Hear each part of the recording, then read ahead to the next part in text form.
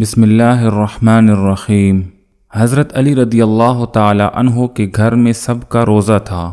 حضرت فاطمہ رضی اللہ تعالی عنہ کے 2 چھوٹے بچوں کا بھی روزہ تھا۔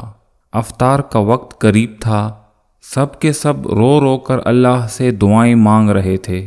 حضرت فاطمہ رضی اللہ تعالی عنہ گھر گئیں اور کھانے کا انتظام کرنے لگیں۔ گھر میں اناج بہت کم تھا، اس لیے صرف 4 روٹیاں ہی بن سکیں۔ پہلی روٹی حضرت علی رضی اللہ تعالی عنہ کے سامنے رکھی، دوسری روٹی بڑے بیٹے حضرت حسن رضی اللہ تعالی عنہ کے سامنے رکھی اور تیسری روٹی حضرت حسین رضی اللہ تعالی عنہ کے سامنے رکھی۔ چوتھی روٹی اپنے سامنے رکھ لی۔ اسی دوران مسجد نبوی میں اذان ہوئی تو سب نے روٹی سے روزہ افطار کیا، لیکن حضرت فاطمہ رضی اللہ تعالی عنہ نے آدھی روٹی کھائی اور آدھی روٹی اپنے دوپٹے میں باندھنے لگی۔ جب حضرت علی رضی اللہ تعالی عنہ نے یہ سب دیکھا تو فرمایا، اے فاطمہ، آپ کو بھوک نہیں لگی؟ ایک ہی روٹی ہے، اس میں سے بھی آدھی باندھ رہی ہو۔ حضرت فاطمہ رضی اللہ تعالی عنہ نے کہا، ہو سکتا ہے میرے بابا جان آپ صلی اللہ علیہ وآلہ وسلم کو افطاری میں کچھ نہ ملا ہو۔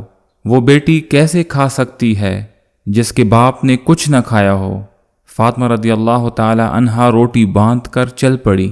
اسی دوران ادھر سے آپ صلی اللہ علیہ وآلہ وسلم مغرب کی نماز پڑھ کر آ رہے تھے۔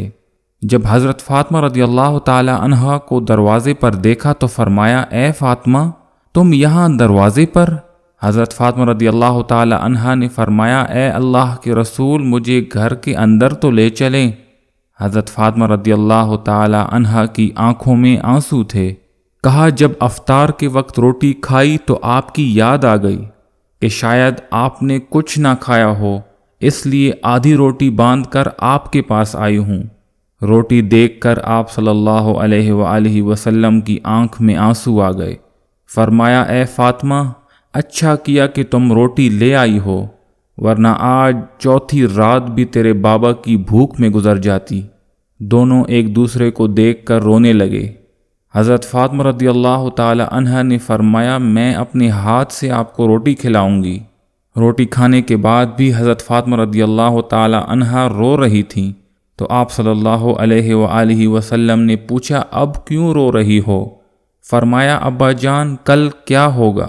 کیا کل آپ کے ہاں چولہا جلے گا؟ کیا ہمارے گھر میں کھانا ہوگا؟ آپ صلی اللہ علیہ وآلہ وسلم نے سر پر ہاتھ رکھا اور فرمانے لگے، اے فاطمہ، تو بھی صبر کر اور میں بھی صبر کرتا ہوں۔ ہمارے صبر سے اللہ امت کے گناہگاروں کو معاف کرے گا۔ محترم دوستو، یہ ہوتی ہے محبت جو آپ صلی اللہ علیہ وآلہ وسلم کو ہم سے تھی۔ آپ صلی اللہ علیہ وآلہ وسلم ہمارے لیے بھوکے رہے، نبی کے اہل و عیال نے بھوک برداشت کی۔ اللہ ہم سب کو صبر و شکر کرنے کی توفیق عطا فرمائے، آمین۔ امید ہے آج کی ویڈیو آپ لوگوں کو پسند آئی ہوگی۔ مزید ویڈیوز کے لیے میرے چینل کو سبسکرائب کریں تاکہ آپ کے ساتھ ہمارا تعلق بنا رہے۔ السلام علیکم ورحمۃ اللہ وبرکاتہ۔